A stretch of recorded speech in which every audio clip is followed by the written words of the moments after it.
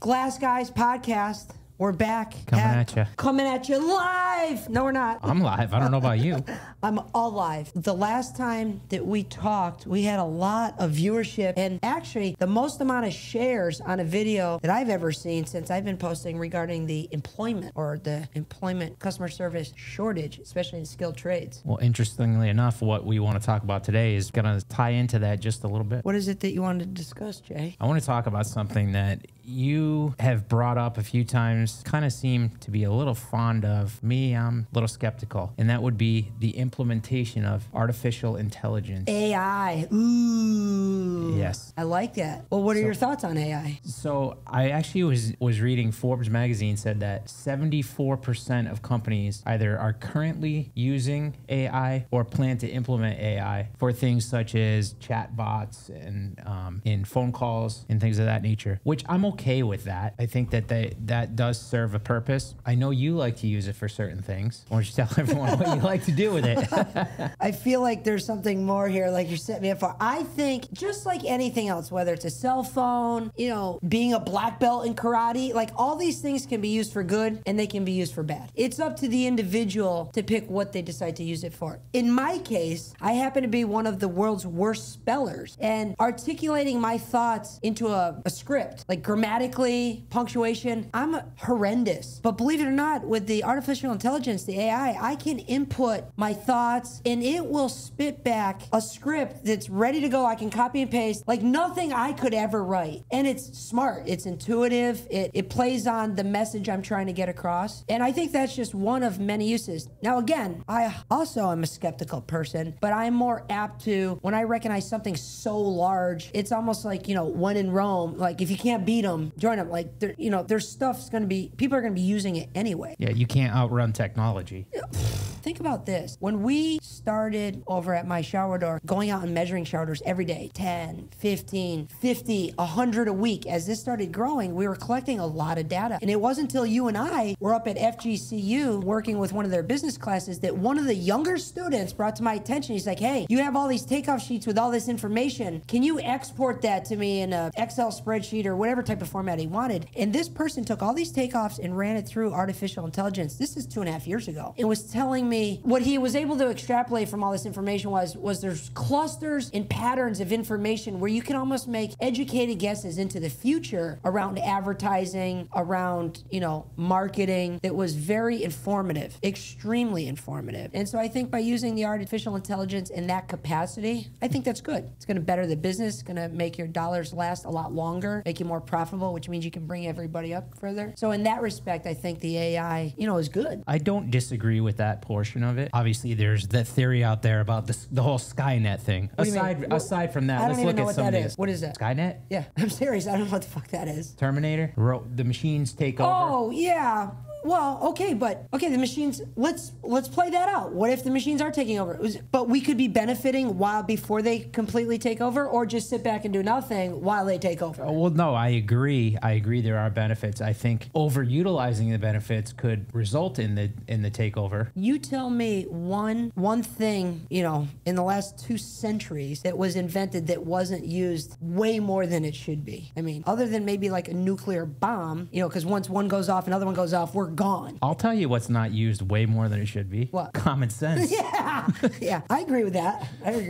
If I had a magic wand and said, could you get rid of AI, I would be inclined to do so because I know how much bad can be done with it. Because it's hard to tell what's real and what's fake, right? So from that aspect, so we're all playing on the same level playing field, I could say, yeah, strike it down. However, because I can't do that, I would like to try and use it if it will benefit us as a team in my architectural glass in our organization. I'm 100% for it. Okay. Knowing that we're using it for good. Just like the emotional intelligence that we've learned. I mean, you're one of the best arbiters of that skill set I know, but you could also use it for bad, but you haven't. You're right. And that's a great point you bring up, the emotional intelligence, because that's one thing AI cannot do. AI cannot react to human emotion or sense human emotion, therefore cannot speak with emotional intelligence. I had a discussion recently where someone said, well, what do you mean by that? And I said, you could say words in person, but they could have a completely opposite meaning based based on your body language. And they're like, well, what do you mean? I says, well, I'll give you an example. And we'll use Jay as the example. Jay, I really love that shirt. Or I could use the same words and say, Jay, I really like that shirt. I don't necessarily know that the AI is going to be able to decipher the difference between two because it's the same words, but one, I'm authentically saying, I love the shirt. The other one I'm saying, it's a piece of shit, by rolling my eyes and using my body language. So how would the AI extrapolate the body language aspect of that conversation? It can't. So the people that might be afraid of AI, I think are looking through the wrong lens. The AI can be used for good if you want it to be.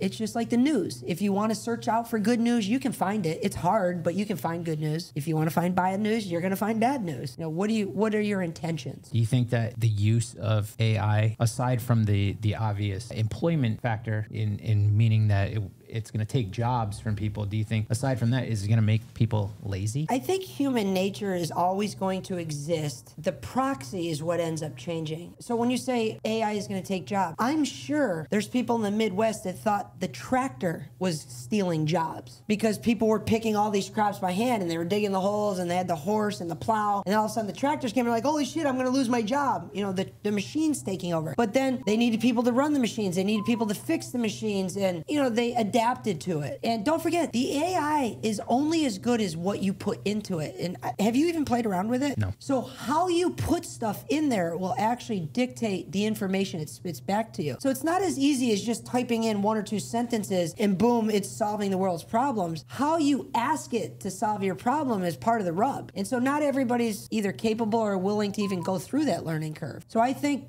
maybe it does take some jobs, but I'm sure it's going to open many other jobs. And one more thing on that point. What if we started using AI for our marketing in our social media, and we asked it a question and we asked it to deliver us campaign, and that campaign brought in 700 new customers over a week's time? I could make the argument that AI would be adding a fuckload of jobs because there's no way we could handle that type of workflow right now. Therefore, the AI would be forcing us to hire more people. So again, I think you can make an argument for either side of this. And I think you're onto something with that part of it, because we talked about employment in the skilled trades. That's something that AI is never going to be able to fully take over, because there's too many nuances and there's too many times where you need to think outside the box where the machines just aren't capable. I do not compute. Yet. Yeah. Yet. I could see that. But even if, let's say, a robot was, maybe in our lifetime, and I'd be anxious to go around and see this happening. But like you said, humans are humans. When we go into people's homes, they're very skeptical as it is. So you have to be very aware. You have to be professional. And then, like you said, there's all these other nuances that come up that we never expected. Like, oh, the glass doesn't fit in the door. Now we have to figure out how to get it in through the window. We got to take the window out. We got to call, like, in real time, being able to pivot and solve problems. Man, if somebody writes code and some computer box can,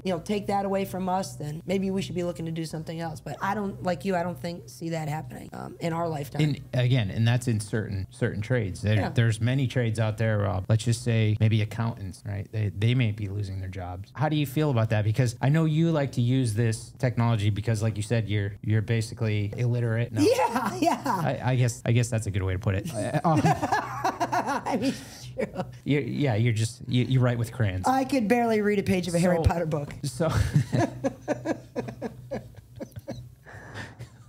So let's just say you had an employee that's worked for you for 30 years, just getting to the end, get ready to retire, and maybe has a nice pension wait for him. But you're finding that AI is really taking all these positions and being able to do things like, let's just say it's an accounting firm, for example. Okay. And so this accountant's been there for 30 years. Now you're going to go to AI and say, you don't understand human emotion, but please tell me how I'm going to tell Joe, who's been with me for 30 years, that he's no longer going to have a job. He's going to have to find another way to put food on his table because Johnny Five's fucking cousin is going to take over his job.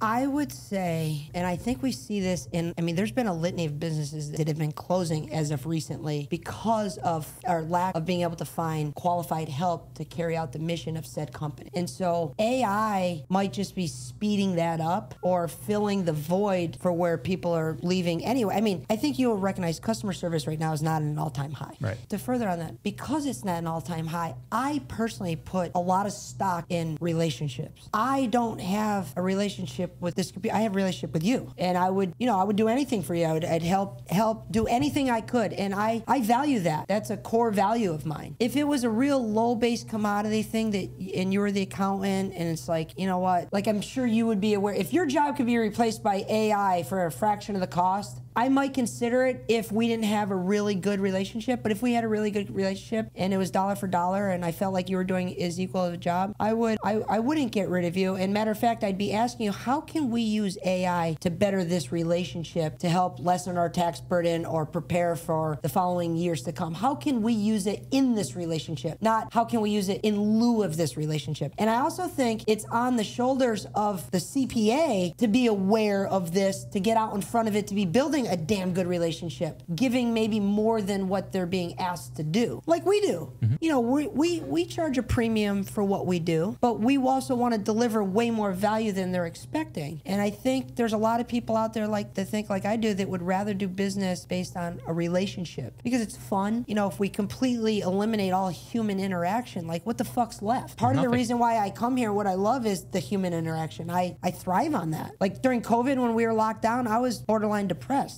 So I thrive on human interaction, and I believe there's a lot of other people that do too. So I don't look at it through the negative light. I say, how can we use this technology to better what this relationship has? Yeah, so you don't feel that way? Again, I agree. There are certain aspects in which AI can be a valuable commodity. My fear is, just like you said, it can be used for good, it can be used for bad. And we all know there's a lot of bad out there. You were just telling me about a Netflix documentary that you watched, and man, that's some scary shit. It's really scary. It's real scary. I mean, the problem-solving abilities and advancements that the AI can do can push us hundreds of years into the future. But it also can put together lethal combinations of chemicals and, you know, potions and ingredients that we've never would have thought to concoct. But again, that's just like anything else. I mean, it's just a different proxy. The bad are going to do bad things. The good are going to do good things. I don't know how you get away from that. I mean, look at the first person that invented the nuclear bomb. Like, why?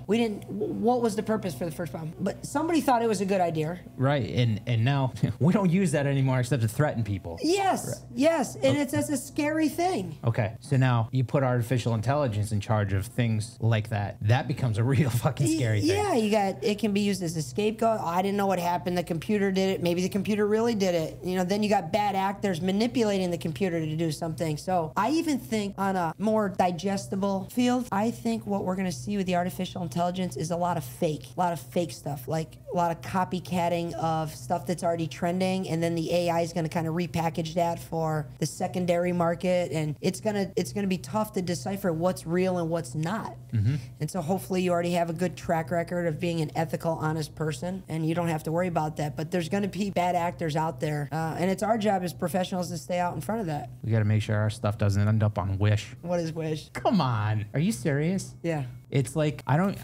even want to call it like Kmart because that's like too high quality. It's like, it's where the Chinese knockoff of Chinese knockoffs go. No, we don't want that. But that could happen. Didn't you just say you saw somewhere the other day where someone is using photos of ours yes, on their either website or advertisements? Mm-hmm. And that could be AI. It might not be AI. I don't know why this keeps beeping. It's on vibrate. Because it's AI.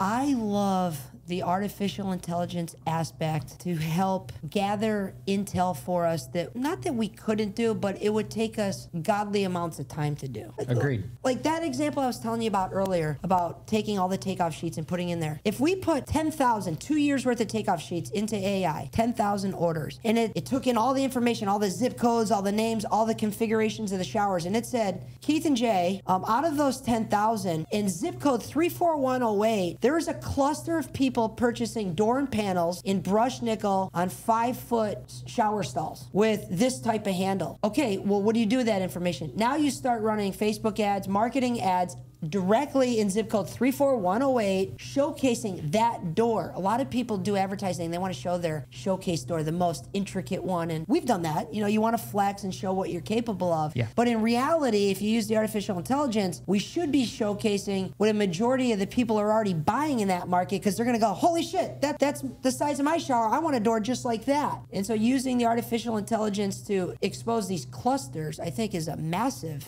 resource. I think you're right. AI analytics is an extremely valuable commodity. I think it's when you get into the AI production and the AI communication where it kind of treads that fine line, because it can go one way or the other. Yes. Okay, let me give you another example. There was 2 weeks ago, I think you'll recall, I'm not going to say the name, I got an email from a builder that had me so hot under the collar. If this person had said what he said in an email to my face, there's no question of it out in my mind. I would punch his lights out. It's not even a question of it out in my mind. And I was so hot. I copy and pasted the whole email chain. There's about 4 interactions back and forth, back and forth. And the AI spit out kind of a rebuttal email. It was profound. I actually ended up sending it. But what was so profound about it was when I read it, and I read it out loud, and I heard myself read it, it immediately calmed me down, and it really opened my eyes to how I should be handling situations like that. Because in the past, I'd want to get my pound of flesh and write a nasty email back. And that AI response actually has kept the relationship moving forward. Even though there's a little speed bump, we're still moving forward, and probably might do that work for them. Maybe not, because I'm I have a lot of visceral, but nevertheless, it didn't ruin the relationship. It was, did I read it to you? You did. It was unbelievable. It was a good response, given that it wasn't an actual human. Yeah, it needed a couple tweaks for context, but it was pretty spot on. Let me ask you this. Do you feel that it draws from your past communications to know how you would speak and how you would handle a situation? Well, I'd say no, from the aspect that there was no errors, it had a tone of... It had a watered down empathy to it. It did. It wasn't perfect empathy, and I don't necessarily know that the AI could do that unless it's in real time, because it's not like AI's got a script, so when someone says this, you say this. Emotional intelligence requires context. It requires a lot of other things, body language,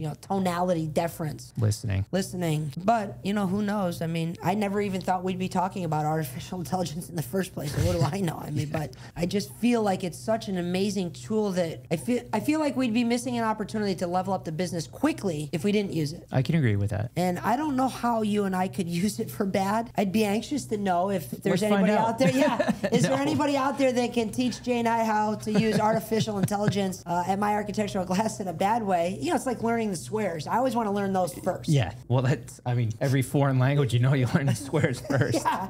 Can you speak German? Well, I know the swears, the important stuff. Yeah, swears and prayers. That's true. Again, I understand the analytics of it it's a great tool, and I think it's highly useful, as do I some of the production and communication aspect of it. The question becomes, where does it stop? Because you're going to have this company that's come out with whatever it can do, and then the next company is going to inch it just a little bit further, and before you know it, keeps walking down that road to you get to the other side where we don't really want to be, and you got these things flying planes and dropping bombs everywhere. Elon Musk was an early innovator or inventor of this. I think he was a part of the group that was putting this whole artificial intelligence together, and then he later on backed away, I believe, because he saw what you're speaking to, like the dark side of it. And for him to say this is too dark for me, I gotta imagine it's pretty bad. Yeah. But nevertheless, it's still here. So I don't know how we don't use it knowing it's here. Again, I think we would do just fine if it wasn't here, but because it's here, I feel like we have an obligation to look at it if it can help advance our business in a positive way. I want to go on record to say we are using artificial intelligence not to get rid of jobs, but to fucking add them. I would love to ask AI, hey, develop a marketing plan for me through social media for people between the ages of 19 and 35 that are interested in learning a skilled trade. Develop the marketing plan for me through social media to attract more talent. And if it can come up with a plan that'll get us more installers, more salespeople, more everything, I'm down for that, because, we're not doing a very good job of doing it, and it's hard. Right. Everybody's having a problem with that, so maybe we should be using it to help, scout out talent. Maybe it knows something we we don't. But I would say we would never want to use it to lose people because, again, that's our most important commodity is our people. Of course. It's by far our most important commodity is our teammates. And so if we're going to use AI, it would never be to get rid of, it would be to help add. It's funny you said that about people being the most valuable to the company. Communication is a big thing. And we both have teenage kids and we know their communication sucks, right? I mean, we were shitheads. We didn't talk to our parents, okay? But we knew how to communicate in a certain way. But again, and I'm going to sound like, grandpa down the block, get off my lawn, but it's true. If you look at it, I mean, they're always buried in their phones. They're buried in the iPads, probably watching us on YouTube. I don't know. But don't forget to subscribe. Anyhow, there's this disconnect because their way of communicating is no longer face-to-face. It's all through electronics. So it's almost kind of, and I hate to say it, but it's almost kind of dumbed them down a little bit. And so now that's just with the basics. I'm worried as the future moves on and, they're having to, and not just our children, but just obviously our children are our future. So everyone in general has to communicate in a certain way, and now instead of the actual person doing it, they're just telling a computer to do it. They don't even realize what's behind it, so it's not even that genuine. I don't know what that's going to do to relationships. Well, it's going to destroy them. It's going to make them more distant. But to go back to the beginning part of that, and I agree, my children are the same way. It's mostly my fault. I mean, I have the means and capability to shut down that phone. They live under my roof. I have the power to shut the phone down after a certain amount of time. I have the power to allow them to use my phone. I know my son or daughter think it's their phone, but they didn't buy the phone. That's my phone. They're using it. Now, I don't flex that on them because they're usually keeps them quiet and they're out of my hair. But here we go. That's what's leading to the demise and, as you said, the dumbification or the lack of people social skills because being trapped in the phone. So I think it could be partially, our responsibility to make sure that doesn't happen. And you see how that's creeping into us too, because now we're like, and I agree. I'm the same way. Like, oh, you want to sit in the corner and be quiet? Okay, yeah, go ahead. So now, please go ahead, so I can go sit in the corner and mindlessly numb through my social media. Right. So we're feeding off one another and making ourselves and our kids dumber and lazier. Well, let me ask you this. Over the last 2 years, would you say that you've leveled up at all in your life? Do you feel like you're doing better now than you were 2 years ago? Yes. Okay. I would also argue that we're doing way more social media now than we were doing 2 years ago. Yeah. Now, that's just us. So there's the good and there's the bad. Yeah. Right? Yeah. I love trying to seek attention, and the social media, I think, has been a massive vehicle for you and I to seek attention, to showcase what it is that we all do here at My Architectural Glass. And if artificial intelligence can help make a wider net for more opportunities by using it, then I am a huge fan of it, with the understanding that it can be used for bad. And I think the difference between manipulation and persuasion, as Mr. Chris Voss says, the difference between manipulation and persuasion is intent. Our intentions are to treat all of our customers like they should be in order to get a 5-star Google review. That's what we want. We want to make you so happy that you'll give us a 5-star Google review. And so we would only use artificial intelligence for good, 100%. I don't disagree. I mean, again. So it sounds like by the end of this podcast that maybe you're open to using AI to benefit the business and only for good, not for bad. Solely for business and solely for analytics. I think that's a big step because 2 hours ago you said I'll never fucking use it. Well, no, I won't. I'm going to let you use it. Okay. But you're a part that of it. That way I can steal all your shit. Okay. All right. I get it. That's smart. I mean, you're already there, so you just continue and let us steal all your shit. There's one other thing. I know this isn't artificial intelligence. Now, I'm wondering if I don't know how this would play in artificial intelligence. When you're fielding a new opportunity, when we're fielding new opportunities, lately, Jay and I have gotten some calls from builders in town that have been here a while, but they've had loyal relationships with other subcontractors. But because of the massive supply and demand issue, some of these subcontractors actually can't handle the growth. We saw that 10 years ago when we were going through these growth stages. It's always this cat and mouse. Not enough work, too much work, and only the companies that are willing to stay progressive and grow can handle that. Right now, we're seeing calls from builders that we've never heard from before, but we know of them because the other subs are dropping the ball. However, when these contractors call and they start talking, we've never talked to them before, but you can tell by the way they're talking, they know what they're looking for. And so it's easy for us to help them out because they know what they're looking for, they know we have it, but they start talking about price immediately before before where the job is, before how far along the job is, before do you have a showroom or insurance or installers, they want to know how cheap can you do it. And we've realized that if you want to get a 5-star Google review, you cannot start a relationship based on price, because eventually by the time you go through implementation and get to the end of the job, it's not going to be the best job if you're the cheapest person. It's just not. If you allow a contractor to beat you up on the front end of the deal, by the time the job is done, it will not be a perfect job, because you're going to feel like you've been taken advantage of if you capitulate with that lower price. You might not feel it in the beginning, but you'll feel it once you get into the deal. You know, maybe you got to make an extra trip, or you got to drill through this hard substrate, and then you're realizing, oh my God, I got to drill 10 of these holes. I shouldn't have chopped my price a little bit. I'll just drill 6. Yeah. And now it's a downward spiral. Now the customer's not happy. The customer yells at the builder. Builder yells at the sub. Sub goes, well, I'm not going to do that. You fucking beat me up on the front end. And they're like, well, why did you do it? Well, that's right. Why did you do it? You shouldn't have did that. And so you have to stand your ground in the beginning. And I don't know that AI would be able to pick up on something like that. Well, I don't believe it can, because it's taken us over 10,000 hours to, realize a lot of these red flags. Right. And it cannot, again, yet, it cannot detect or empathize with human emotion. Whatever tone it comes in, whatever it is, it cannot pick up on that. It's true, because we make purchases based on things we care about. And you can hear a lot of times in someone's voice certain pain points or certain things that they care about. And if you can't hear that or acknowledge that when you're dealing with a customer, A, you shouldn't be in sales. And 2, I don't think the AI would pick up on that either, because that's important. If you're gonna persuade somebody off of their position, you have to be able to hear them first. I think there's an old saying, Chris Voss says, I love this: seek first to understand in order to be understood. Right. And so you have to be a good listener, a high-level listener, to be able to actually hear not what they're saying, but where the meaning's coming from. And if you can pick up on that, you can build a really good relationship, so strong that I think it would overcome anything a computer could ever do, because you really start tugging on the heartstring. You're right. Too many salespersons out there are trying to impose their will in what they feel is the best for this person, but they're not listening to what that person actually wants or needs to solve their problem. When a builder calls and they start talking about price right away, while they're talking, I'm usually going through their website, look and see if they got any Google reviews. And if they happen to be someone that has a lot of 5-star Google reviews, even though they said something about price, you're not obligated to, if they say, can you get me a cheap price? I don't have to say yes or no. That's a stock answer, but you don't have to do that. You could say, if you say, hey, can you do a cheap price? I say, it seems like on your website here, you guys really put a lot of stock into getting 5-star Google reviews. Oh yeah, the Google reviews and the quality is the most important for us. It sounds like you're looking to work with a subcontractor that can perform really high quality and is good at communicating. Well, that's right. Okay, well, that's usually not the cheapest guy on the block. They're not far enough advanced to be able to be aware of those type of scenarios. I agree. And again, that's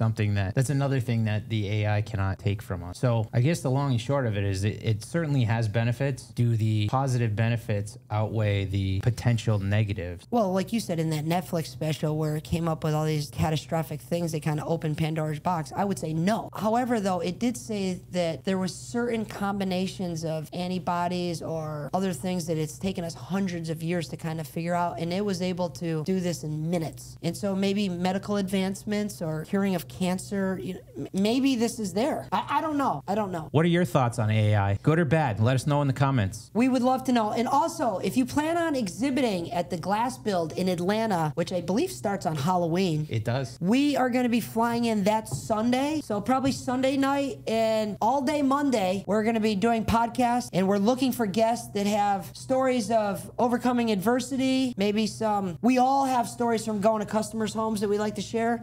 And if there's any questions that you want from us that you believe maybe something we've already overcome that could help you in your business or in your position within a business, Jay and I would be happy to jump on camera and discuss that with you, and then also share all this content after the show. That way we have something for the rest of the year to kind of keep this train going till Glass Build of 2024, which I believe is the rotation's changing from the Vegas to Atlanta. I think it's going... Is it Houston? Houston. Or Orlando? I think it's Houston, then Orlando. Okay. They say everything's bigger in Texas. When I get there, it will be. Good one, BB. That's a clickbait right there. Fucking hilarious. All right, let's sign off.